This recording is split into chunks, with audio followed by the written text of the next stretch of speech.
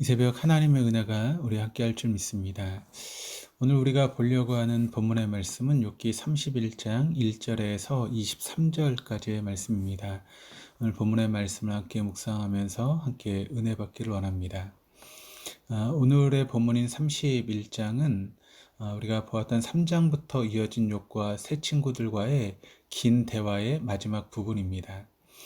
사실 우리가 그저께부터 살피고 있는 욥기 29장에서 오늘 본문인 31장이 어떻게 보면 한 호흡으로 이렇게 이루어진 그런 말씀입니다. 그래서 29장에서는 욥이 자신의 지난날 형통했을 때를 회상하며 회복을 소망하는 모습에 대해서 증거하고 있고, 우리가 어제 살펴봤던 30장에서는 고난의 터널을 지나고 있는 어떤 현재의 그런 처참한 그런 부분에 대해서 욥이 고백하고 있습니다. 그리고 오늘과 내일 살펴볼 31장은 욥의 친구들이 콩 심은 데 콩 나고 팥 심은 데 팥 난다라고 하는 어떤 단편적인 지식으로 자신을 정죄하려고 할 때 욥 자신이 얼마나 하나님 앞에 정결하게 살려고 했는지에 대해서 하소연하고 있는 그런 말씀입니다. 그래서 오늘 31장을 또 세 부분으로 나누면 1절에서 12절까지는 윤리적인 부분에 대해서, 13절에서 23절까지는 사회적인 부분에서, 또 24절에서 40절까지의 말씀은 신앙적으로 정결하게 살려고 했다라고 하는 것을 고백하고 있는 그런 말씀인데, 오늘은 23절까지의 말씀을 중심으로 함께 살펴보겠습니다. 우리가 내일 살펴볼 이제 본문의 마지막 절인 40절의 마지막 부분이 이렇게 끝을 내고 있습니다. 욥의 말이 그치니라. 그렇게 욥의 말이 그치고 이후에 욥의 말은 엘리후의 말과 또 하나님의 질문에 짧은 답변 외에는 더 이상 욥의 말은 나오지 않습니다. 그래서 우리가 보고 있는 이 31장은 법정 용어로 우리가 이야기를 한다면 마치 최후 변론과도 같은 그런 말씀입니다. 법정에서 판사가 판결을 내리기 전에 죄수에게 마지막으로 물어보죠. 할 말이 있느냐? 그렇게 물어보죠. 욥은 하나님을 만날 준비를 하면서 지금 마지막 말을 하는 것입니다. 죄수가 최후 변론을 하면 대부분 자기 자신에 대한 이야기를 합니다. 자신이 어떻게 해서 그런 죄를 지을 수밖에 없었는지에 대해서 최대한 감성을 자아내서 말하는 경우가 많이 있죠. 그래서 될 수 있는 대로 가벼운 판결을 받으려고 그와 같은 이야기를 하는 것입니다. 욥도 마지막 말을 하면서 친구들이 얼마나 무지막지한 말로 자신을 공격했는지를 말하지 않았습니다. 그리고 자신이 어떻게 살아왔는지에 대해서 이야기를 하고 있습니다. 오늘 본문 1절, 2절 말씀을 보시면 이렇게 이야기를 합니다. 내가 내 눈과 약속하였나니 어찌 처녀에게 주목하랴. 그리하면 위에 계신 하나님께서 내리시는 분깃이 무엇이겠으며 높은 곳에 전능자께서 주시는 기업이 무엇이겠느냐. 욥은 자신의 마지막 말을 하면서 자신이 자신의 눈과 약속을 맺었다라고 하는 이야기를 합니다. 약속이라고 하는 단어가 베리트라고 하는 그런 단어인데, 이 단어는 언약과 같은 뜻의 그런 단어입니다. 그리고 언약이라고 하는 단어는 계약과 같은 의미인데, 여러분 두 사람이 우리가 구약 시대를 보면 계약을 할 때 제물로 드려진 짐승을 둘로 쪼개놓고 계약 당사자들이 그 사이를 지나갑니다. 이 의미는 만약 이 계약을 어기면 둘로 쪼개어진 짐승처럼 자신도 그렇게 되어도 좋다라고 하는 것을 표시하는 것입니다. 그런데 욥은 그 약속을 자신의 눈과 같다라고 이야기를 하고 있습니다. 우리가 창세기 1장을 보시면 이제 에덴 동산의 선악과를 알게 하는 열매가 달린 나무가 동산 중앙에 있었습니다. 그것은 아담과 하와가 늘 보았다는 의미입니다. 그들이 그것을 먹어야겠다라고 생각하지 않았기에 그 과일이 동산 중앙에 있었지만 눈에 들어오지 않았습니다. 하지만 사단의 유혹을 받고서는 달라졌습니다. 유혹 이후에 선악을 알게 하는 나무의 열매를 보았더니 평소와는 완전히 달랐던 것이죠. 먹음직, 보암직, 지혜롭게 할 만큼 탐스러운 열매였습니다. 먹음직은 먹고 사는 것에 대한 욕망이라면 보암직은 보는 것에 대한 욕망입니다. 그러니까 욥은 다른 사람과 약속을 한 것이 아니라 자기 눈과 약속을 맺었다고 합니다. 이것은 욥이 자신의 정결함을 지키겠노라라고 하는 자신의 굳은 결심을 하는 것입니다. 특히 처녀에게 주목하지 않겠다라고 하는 것은 윤리적인 결단과 자신의 가정을 동시에 결심하는 것입니다. 욥은 하루아침에 모든 재산을 잃었습니다. 그리고 10명의 자녀들도 잃었습니다. 욥의 몸에는 악성 종양이 가득했습니다. 그런데 욥이 잃지 않은 것이 있었습니다. 그것은 바로 욥의 아내입니다. 욥의 아내는 모든 것을 잃었을 때 남편 욥에게 이래도 당신이 신실함을 지키겠느냐고, 차라리 하나님을 저주하고 죽는 것이 낫겠다라고 하는 그런 이야기를 했습니다. 우린 욥기의 마지막을 알고 있습니다. 욥의 재산은 2배가 되었고 그에게 처음과 동일하게 아들 7명과 딸 셋이 태어났습니다. 그런데 그의 아내가 바뀌었다라고 하는 그런 말은 우리가 이 성경 말씀 가운데 찾아볼 수 없습니다. 사람들은 갑자기 많은 돈이 생기게 되면 자기 배우자가 시대에 뒤떨어진 사람처럼 보인다고 합니다. 그래서 배우자를 바꾸는 경우들이 있게 되는 것이죠. 그리고 인생이 망가진 사람들이 많습니다. 욥은 자신에게 여러 자녀들과 많은 재산이 있었을 때나 모든 것을 잃었을 때나 자기 아내와 가정을 지키려고 했습니다.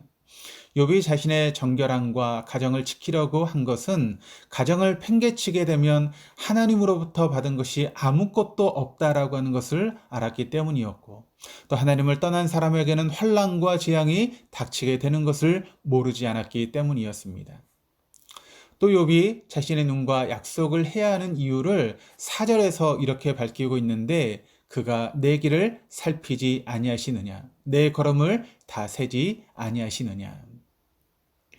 욥이 하나님께서 자신의 길을 살피시고 자신의 걸음을 하나하나 세신다라고 말하는 것은 하나님께서 자신의 삶에 무관하여 멀리 떨어져 계신 분이 아니라 자신과 지금도 동행하시며 자신의 크고 작은 일에 함께하고 있음을 믿었다라고 하는 그런 의미입니다.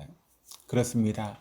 다른 사람이 여러분, 우리의 삶을 지켜봐도 내 인생이 달라집니다. 하물며 하나님께서 내 인생 가운데 함께함을 우리가 중심을 다해서 믿는다면 어떻게 내 삶이 달라지지 않겠습니까? 5절, 7절, 9절에서 욥은 만일이라고 하는 단어를 내세워서 자기 스스로 윤리적으로 정결함을 지켰다라고 고백을 합니다. 5절, 만일 내가 허위와 함께 동행하고 내 발이 소금수에 빨랐다면. 7절, 만일 내 걸음이 길에서 떠났거나 내 마음이 내 눈을 따랐거나 내 손에 더러운 것이 묻었다면. 만일 내 마음이 여인에게 유혹되어 이웃의 문을 엿보아 문에서 숨어 기다렸다면. 5절에 만일 허위와 함께 동행하고, 또 7절에 만일 내 걸음이 길에서 떠났거나, 9절에 만일 문에서 숨어 기다렸다면 말하는데, 이 모두 발걸음, 걸음과 관련이 있습니다. 우리가 윤리적인 정결함을 지키는 출발은 자기 발에서 시작됩니다. 즉, 자신이 있어야 될 자리에 있는 것이 바로 자기를 지키는 것입니다. 다윗이 자신이 있어야 될 전쟁터에 있지 않고 예루살렘 왕궁 옥상을 거닐다가 하지 말아야 될 할 일을 행하고 말았던 것이 다윗의 모습 아니었습니까? 13절에서 23절까지의 모습은 사회적인 정결에 대해서 욥이 이야기를 하고 있는데, 욥이 사회적인 혹은 사람들과의 관계에서 정결함을 지켰다라고 말하고 있습니다. 13절 말씀을 보시면, 만일 남종이나 여종이 나와 함께 쟁론할 때에 내가 그의 권리를 저버렸다면. 고대의 종들은 인간으로 여김을 받지 못했기에 억압하고 혹사당한 일이 당연한 것으로 여겨졌습니다. 하지만 욥은 그들의 권리를 저버리지 않았다라고 이야기를 하고 있습니다. 그 이유를 15절에서 밝히고 있는데, 나를 태 속에서 만드신 이가 그도 만들지 아니하셨느냐, 우리를 뱃속에서 지으신 이가 한 분이 아니시냐. 욥은 자신과 종들을 창조하신 분이 한 분이시라고 합니다. 특히 욥은 자신과 종을 우리라고 동등하게 생각하고 있음을 말하고 있습니다. 또 16절에서 이렇게 이야기를 합니다. 내가 언제 가난한 자의 소원을 막았거나 과부의 눈으로 하여금 실망하게 하였던가. 욥은 가난한 사람들이 도와달라고 할 때 거절하지 않았고 앞길이 막막한 과부를 못 본 채 하는 일도 없었다고 합니다. 가난한 사람의 소원과 과부의 눈은 생명을 유지하기 위한 최소한의 생필품을 요청하는 그런 태도입니다. 그런데 욥은 그것을 거절하는 것은 하나님의 자비를 무시하는 것이다 라고 여겼기에 그와 같은 것을 외면하지 않고 도와주었다라고 이야기를 하고 있는 것이죠. 또 가난한 사람들과 과부에게 욥이 어떠했는지를 18절이 이렇게 증거하고 있는데, 실상은 내가 젊었을 때부터 그와 기르기를 그의 아비처럼 하였으며 내가 어렸을 때부터 과부를 인도하였노라. 욥이 젊었을 때부터와 어렸을 때부터라고 말하는 것은 아마 욥의 부모도 가난하고 힘든 사람들을 잘 도와줬던 것으로 여겨집니다. 그래서 욥은 자신에게 고아와 과부와 같이 연약한 사람을 섬기는 것은 거의 선천적인 것에 가까웠다라고 하는 것을 이야기를 하고 있는데, 바로 이 모든 것은 바로 욥이 하나님을 경외함으로부터 시작되고 있다라고 하는 것을 우리가 알 수 있게 되는 것이죠. 그래서 오늘 23절 말씀이 이렇게 이야기를 합니다. 나는 하나님의 재앙을 심히 두려워하고 그의 위엄으로 말미암아 그런 일을 할 수 없느니라. 하나님이 내리시는 심판이 얼마나 무서웠는지를 잘 알고 있었기 때문에 차마 그런 파렴치한 짓은 할 수 없었다는 것이 바로 욥의 신앙 고백입니다. 이런 자세는 매우 중요한 삶의 철학이 아닐 수 없습니다. 그러하기에 우리가 보고 있는 이 욥기서는 시가서이면서도 우리가 또한 지혜서라고 이야기를 하고 있습니다. 성경 가운데 지혜서는 바로 이런 삶의 분명한 지혜를 우리에게 가르쳐주고 있습니다.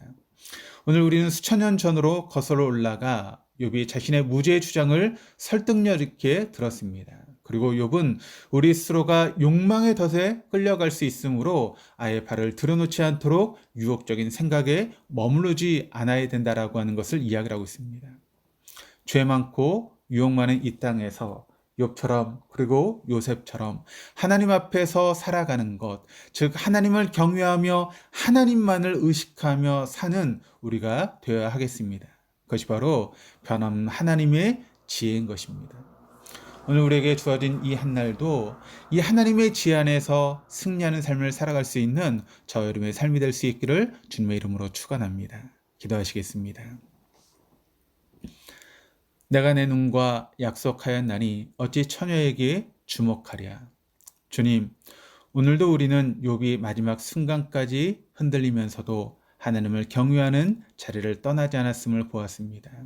우리도 그 자리를 떠나지 않고 하나님 앞에 말씀의 약속을 붙잡기 원하오니 주님을 경외하며 살아갈 수 있는 우리 모두가 되어줄 수 있도록 인도하시고, 오늘 욥기의 말씀을 통해서 배웠던 그 지혜를 가지고 하나님의 지혜를 가지고 하루하루 승리하며 살아갈 수 있는 우리 모두가 되어줄 수 있도록 인도하여 주시옵소서. 감사드리며 예수 그리스도 이름으로 기도드립니다. 아멘.